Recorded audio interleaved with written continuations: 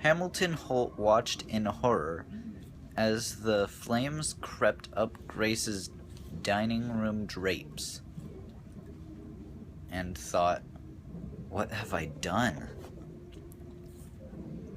Just an hour ago, the Holts had received their clue.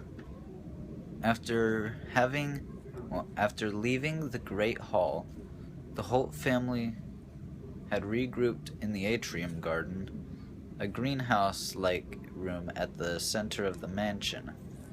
The roof was one big skylight, and the room was 3 stories high, with balconies from the other floors looking out over the garden below.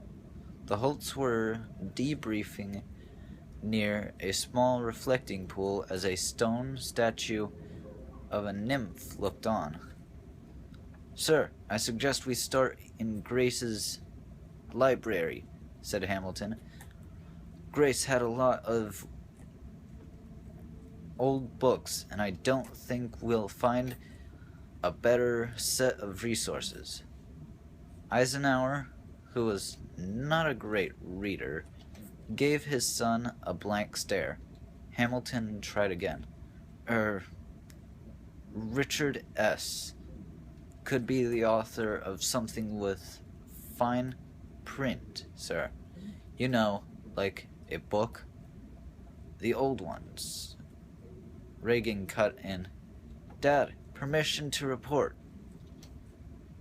"Permission granted," Eisenhower responded, turning to his daughter. "Well, during our visit last winter, Grace gave me a tour of the portrait hall to show me our ancestors.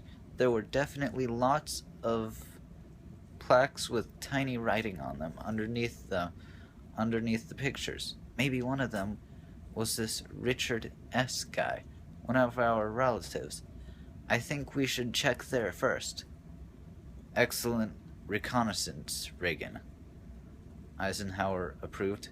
"Hamilton, try to be more inventive next time. Okay? Troops, fall in!" Reagan shot a smirk at Hamilton. The Holts jumped quickly into formation.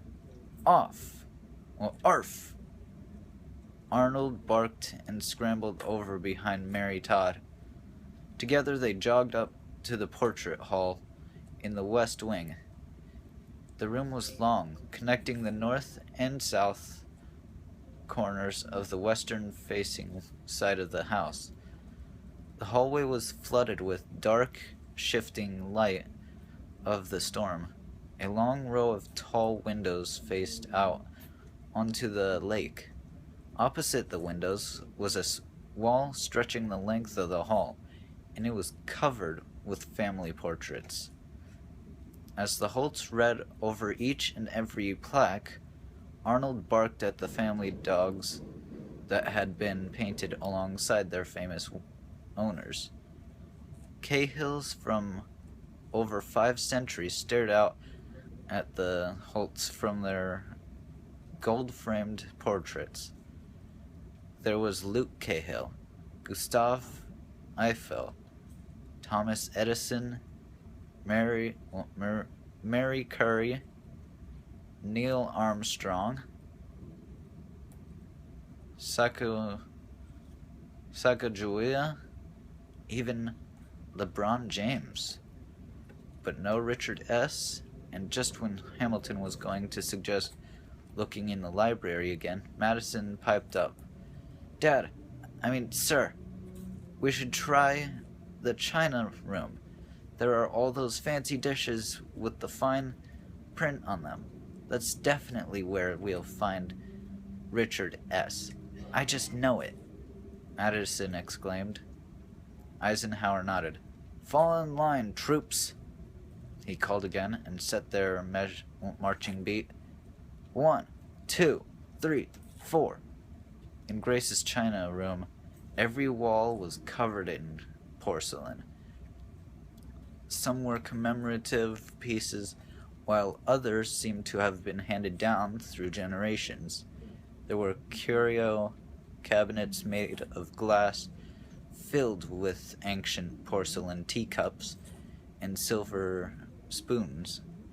The Holts read almost every line of fine print on every piece of china and found nothing. Hamilton shook his head in frustration. Dad, I feel very strongly that we should... But Hamilton was interrupted by the tinny ring of a plate bouncing along the carpet. The Holt spun around just in time to see the plate crash into the wall. Arnold! Mary Todd yelled. Bad dog. Very bad dog. The pit bull whimpered a little and wrapped his tail between his legs. As Hamilton's mother continued to yell at him, Arnold backed into a curio case, sending it toppling over. All the china came crashing out, splintering into 1,000 little pieces. The noise was earth-shattering, and it spurred Arnold into a frenzy, barking like mad and pacing around the room, knocking over case after case. Madison and Reagan screamed at every new broken plate. Then Mary Todd started screaming at the girls to quiet down. A wave of thunder cracked outside. Stop screaming! Eisenhower belted out. Fall in, troops! Show some composure!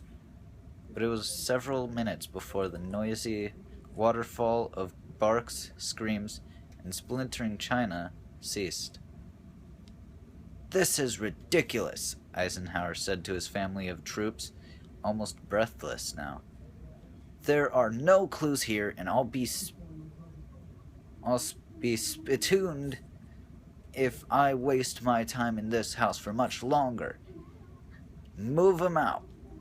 Hamilton jogged along behind his father as they entered the formal dining hall on their way out of the manor.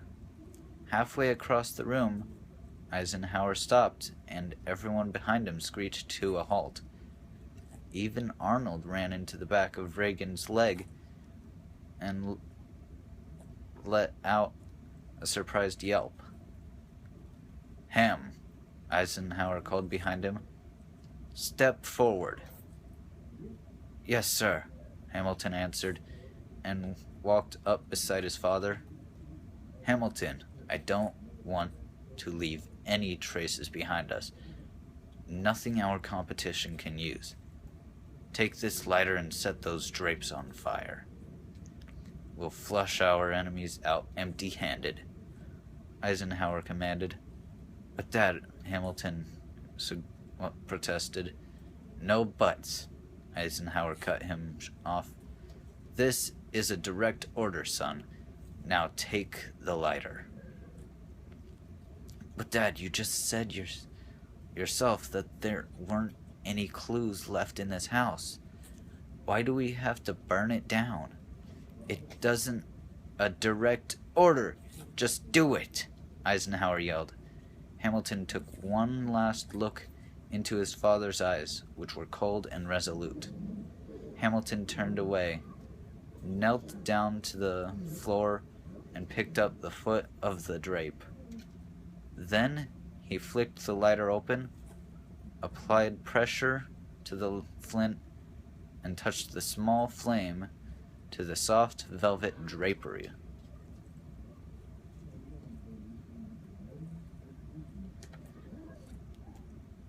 As little flames grew into larger ones, Hamilton noticed the drapes were the exact same purple as their tracksuits. He would have laughed at the coincidence if remorse hadn't already filled him with fear. He shouldn't have done it. The flames were very large now, creeping up the curtains to the ceiling, then billowing out like liquid fireworks. The whole room was quickly engulfed in fire, and an almost deafening roar rose as the flames sucked in the remaining oxygen. Okay, children, I believe we've overstayed our welcome, Mary Todd said in the calmest motherly voice she could muster, but Hamilton couldn't take his place in line. His eyes were glued to the snarling fire as it raged through one of the grandest rooms in Grace's entire mansion. A scream rang out behind him. "Regan!" Hamilton yelled. The drapery had almost fallen on top of her in a fiery cloak. As he helped his sister up to her feet, the full weight of his actions fell upon him. And then, a horrifying realization. There were still people in the house. "Fire!" he screamed, the alarm at the top of his lungs. "Fire!" Eisenhower stopped as soon as he heard Hamilton's warning cries. "Ham, what are you doing?" Eisenhower demanded. "Stop this insubordination." "No," Hamilton panted. Smoke was billowing down the hallway, quickly obscuring the image of his father. But Hamilton didn't remove his gaze. "I'm not letting anyone die on my watch, sir." Eisenhower's jaw clenched. "I'll deal with you later, soldier," Eisenhower yelled, then turned and set a wall hanging on fire. "Girls!" he bellowed, tossing his daughters another lighter. "Keep spreading that fire. I want to be sure it catches. Do you hear me?" A chorus of "Yes, sirs," followed Eisenhower as he marched his family out. The mansion was becoming a smoky, fiery blur, but Hamilton kept an eye out as best he could for anyone still within the house. As they moved through the billiards room, Madison stopped quickly to light the pool tables and cues on fire. The green felt from the tabletops started popping with little sparks. Hey, did you hear the news?